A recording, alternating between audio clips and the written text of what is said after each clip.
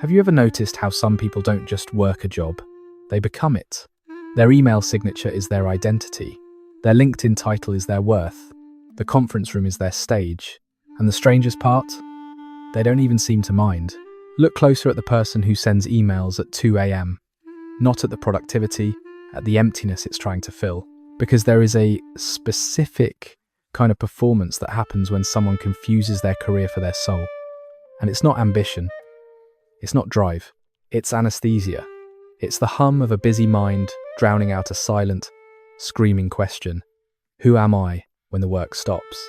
We're sold a story. Hustle leads to success. Success leads to fulfillment. But for a certain kind of person, the hustle isn't a means to an end. It's the end itself. It's about control.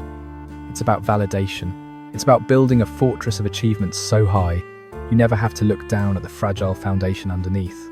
Because the fear of being insignificant is heavier than the fear of being tired. And here's the quiet tragedy. From the outside, it looks like you've won. From the inside, it feels like you've been erased. So why do capable, intelligent people do this? Why do they willingly vanish into a role, a title, a to-do list? And what happens to the human spirit when it's forced to perform, even when the audience has gone home? Today, we're not talking about work ethic.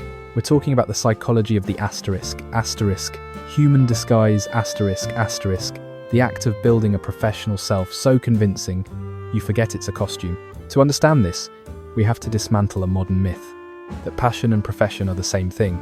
Historically, work was survival, a trade, a harvest, a craft. Your job was what you times did asterisk, not who you times were asterisk. The idea of a career as identity is a modern invention, something that flourished when basic needs were met and the hunger for meaning moved in. But here's the truth, even now, that ancient need for purpose has been hijacked by a newer, more insistent force, the performance of worth. Psychology points to a powerful, hidden engine, conditional self-esteem. You may not know the term, but you've felt its mechanics. Because there's a quiet, relentless broadcast in the background of modern life. Your value is your output. Your visibility is your validity. Your inbox is your inbox. And when that broadcast becomes your inner monologue, panic starts to rewrite your priorities. Your brain stops seeking satisfaction and starts seeking evidence. Proof you matter, proof you're ahead, proof you exist. That's when the shift happens. You stop working to live, and you start living to work. The logic becomes performative. I may not feel alive, but I am accomplished. And for some people, accomplishment isn't just a goal, it's a sedative, especially for anyone who grew up in an environment where love, attention, or safety felt conditional. When you learned early that your worth was a transaction, achievement stops being a milestone. It starts feeling like oxygen. A full calendar doesn't feel like stress. It feels like confirmation. Asterisk, I am here. I am needed. I am real. Asterisk. Then there's another trap. One that looks like enlightenment on the surface. The passion trap. You're told to do what you love. So you turn your deepest interest into your income. And slowly, something subtle and corrosive happens. The love gets quietly replaced by metrics, by analytics, by growth charts. The mind starts negotiating with the heart. Asterisk, look how productive I am. Look how successful this is. Asterisk. But the joy, the original, private joy, it quietly evaporates. It doesn't disappear in a fire. It dies of thirst. And that's where the internal exile begins. Because the choice felt authentic, but the soul keeps the receipts. From the outside, it looks like dedication. From the inside, it feels like the first step into a gilded cage. Here's the part we rarely admit. Many people don't lose themselves in their work because they're greedy or shallow. They do it because their nervous system has been calibrated, sometimes since childhood, to mistake time's busyness times for time's being asterisk. To confuse time's external validation times with time's internal peace asterisk. That hidden calibration has a name in psychology. The asterisk, instrumental self, asterisk. It's the version of you that learned its value came from what it could times produce asterisk, what it could times solve asterisk, what it could times achieve asterisk, not from its simple, human presence. So when adulthood arrives, you aren't choosing a career. You are seeking a stage, a role definitive enough to tell you who you are. For the person who learned love was earned, rest feels like laziness, stillness feels like danger, so they choose a life of constant buzzing output. It doesn't feel like burnout. It feels like time's safety asterisk. They're not thinking, does this fulfill me? They're thinking, this proves I'm worthy. For the person who learned that attention was scarce, visibility becomes a compulsion. Being overlooked feels like annihilation, so they build a professional persona so bright, so undeniable, that they can finally feel seen. They get recognition without the terrifying risk of true intimacy. And then there's the quietest driver of all, the fear of the void. If you stop, if you silence the noise of deadlines and deliverables, you might have to meet yourself. And what if, after all this building and performing, you find nothing? So you choose the weight of the workload. You choose the clarity of the next objective. You choose the familiar exhaustion over the terrifying quiet, and you call it ambition until one day, your own life feels like a stranger's biography. Have you ever watched someone build a fortress around their own heart? Not with walls of anger, but with layers of impeccable kindness. A generosity so vast it feels like a climate. A patience so deep it seems bottomless. They are the steady ones, the listeners. The ones who absorb chaos and return only calm, but leaning closer. Listen to the quality of their silence. It is not the silence of peace. It is the silence of a negotiation that has already been lost. We are taught that love is giving, that sacrifice is noble, that the good person puts others first, but there is a specific, quiet vanishing that happens when someone confuses time's self-erasure times for time's love asterisk, when their entire identity becomes a mirror, polished only to reflect the needs of everyone else. This is not the story of a victim. This is the psychology of the asterisk, empathic architect, asterisk. The person who builds a life so perfectly attuned to others, they forget how to hear their own heartbeat. To understand this, we must first dismantle a beautiful, dangerous lie, that empathy is an infinite resource, that a heart can give endlessly without ever needing to be refilled. Neuroscience tells a different story. Empathy, true, effective empathy, is a somatic experience. You don't just understand times another's pain. Your nervous system echoes it. It is a form of emotional labor that draws directly from your own physiological reserves. For the empathic architect, this isn't a choice, it's a wiring.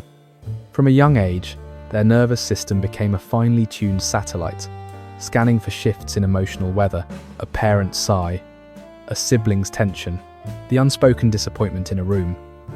Survival meant anticipating need. Safety meant preventing conflict. Love became a verb meaning to manage the emotional ecosystem of others . So, they become masters of emotional cartography. They can chart the hidden reefs in your mood. They speak the unspoken. They offer the perfect comfort, the exact right words, the space you didn't know you needed. It is a genuine superpower. But here is the twist. The quiet plot twist they don't see coming. ***. Their greatest strength becomes the blueprint for their own captivity. ***.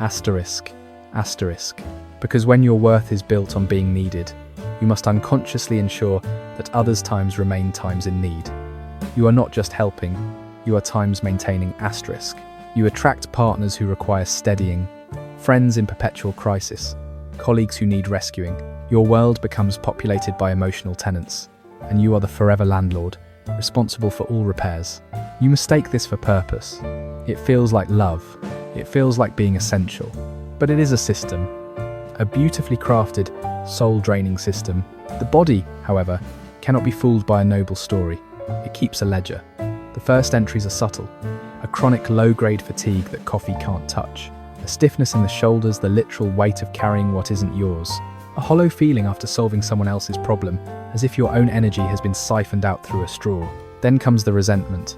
Not a loud, raging thing, but a cold, slick film over everything. You resent the very people you love for needing you. You resent yourself for your own compulsion to help. The kindness begins to taste metallic, performed. This is the cognitive dissonance of the selfless. ***. I am doing everything right. So why do I feel so alone? ***. And here is where the internal exile deepens. To preserve the story of the good person, the mind begins to betray the body. It labels your own needs as selfish. Your desire for solitude becomes a moral failing. Your exhaustion becomes proof you're not strong enough. You gaslight yourself. The vocabulary of your inner world shrinks. You stop being able to answer the simplest questions. Asterisk. What do I want? What do I feel? Asterisk. The signals are there, a flicker of anger, a pang of longing, but you've spent a lifetime translating others' emotions, not decoding your own. Your inner landscape becomes a foreign country. You are fluent in everyone's language but your own. The breaking point rarely looks like a breakdown. It looks like a nothing.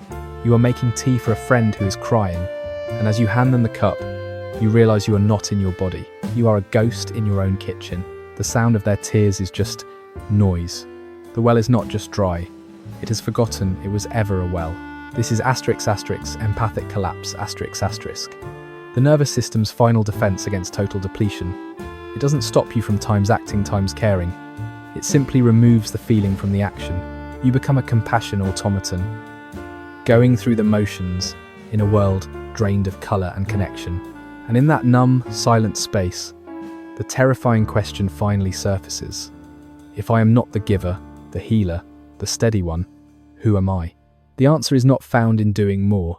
It is found in the defiant, radical act of asterisk, asterisk, misattunement, asterisk, asterisk. It sounds like a sin. It feels like violence. It is the moment you consciously choose to times misread, times the need in front of you. Your partner's bad mood is not a puzzle for you to solve. It is their weather to sit in. Your friend's crisis is not a summons for you to fix. It is their journey to navigate. You let the phone go to voicemail. You say, I don't know, instead of offering a solution. You sit in your own unexplained sadness without trying to turn it into a lesson for someone else. At first, it feels like you are letting the world burn. You are not. You are allowing others to become the firefighters of their own lives. And you are, for the first time, listening for the faint, forgotten signal of your own soul. It begins in the body, a craving for a specific food, a sudden urge to walk in a certain direction, a flash of irrational anger that is, upon inspection, a pristine and honest boundary. These are not selfish impulses. They are the first dispatches from a self you thought you'd lost. Healing is not about building a higher wall. It is about relocating the center of your universe. From times out there, times to times in here, asterisk. You learn that rest is not a reward for finished work. It is the foundation of being. You learn that a no, spoken clearly, is a greater gift than a yes, spoken resentfully. You learn that you can hold space for someone without holding their burden. You learn that the most profound intimacy is allowing someone to see you, not just your usefulness. The empathic architect does not dismantle their gift. They renovate the building. They install a room of their own. They learn that true strength is not an endless reservoir, but a well with a pump. You must prime it, you must protect it, you must regularly pour something back in. You are not a sanctuary for others to live in. You are a person. And it is only from the solid ground of your own being that you can offer a hand, not your entire spine.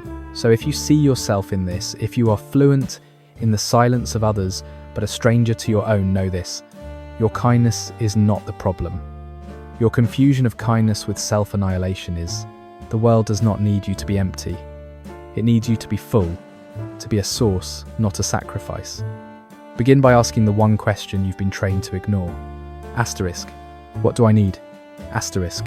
And then, with the same gentle attention you've spent a lifetime bestowing upon others, listen for the answer. Part 3. The lesson for someone else. At first, it feels like you are abandoning your post. You are not. You are allowing others to navigate their own storms. And you are, for the first time, learning the quiet geography of your own inner weather. It starts in the silence. A pull toward an empty bench. A resistance to a conversation that drains you. A sudden, clean sorrow when you hear a certain song. These are not distractions. They are the first coherent messages from a consciousness you muted long ago. Recovery is not about managing the chaos better.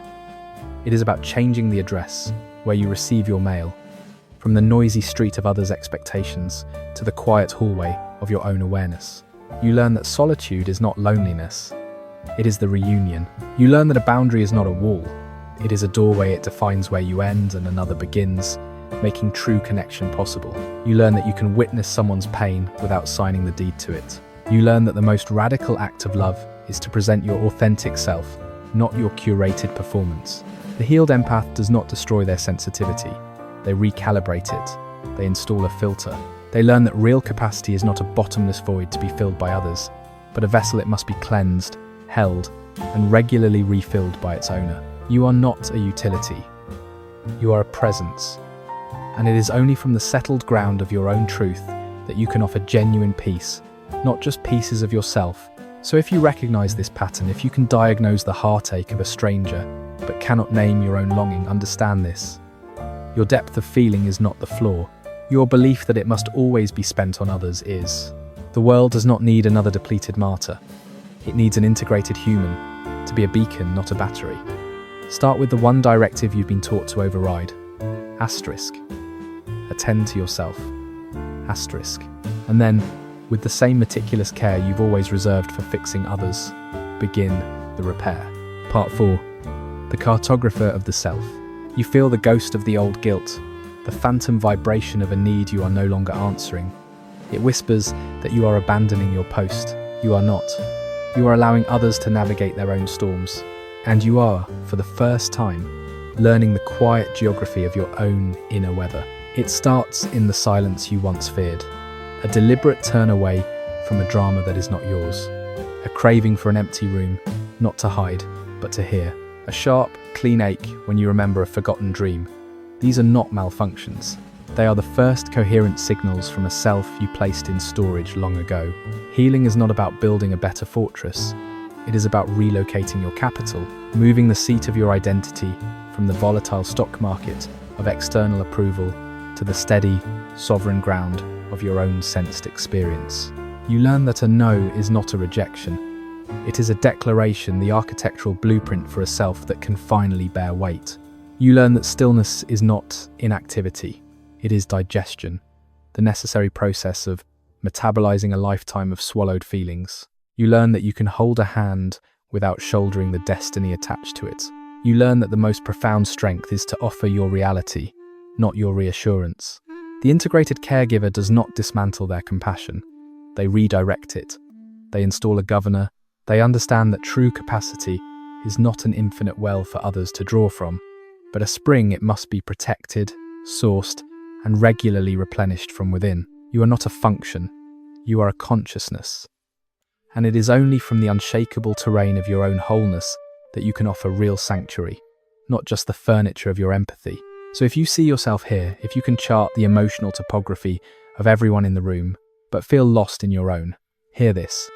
Your ability to feel is not the defect. Your conditioning to treat it as a public resource is.